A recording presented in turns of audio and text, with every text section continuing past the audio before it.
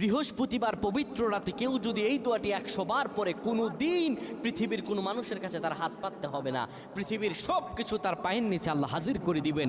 দারিদ্রতা থেকে মুক্তি দান করবেন, বিপদ আপদ থেকে মুক্তি দান করবেন, তার সম্মানকে সুউচ্চতা দান করবেন, অসুস্থতা থেকে দূরে রাখবেন, আল্লাহর অশেষ দয়া ও রহম তাকে দান করে দিবেন। সুবহানাল্লাহ।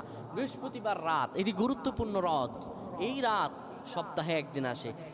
আরবিতে রাত আগে আসে, দিন পরে আসে। সুতরাং বৃহস্পতিবারের যে দিন গিয়ে রাত, এটি বৃহস্পতিবার রাত নয়, এটি শুক্রবারের রাত, এটি জুমাবারের রাত, এটি দোয়া কবুলের রাত, আল্লাহর কাছাকাছি হওয়ার রাত। সুবহানাল্লাহ। এই বৃহস্পতিবার রাত আল্লাহ তাআলা বান্দার দোয়া কবুল করেন।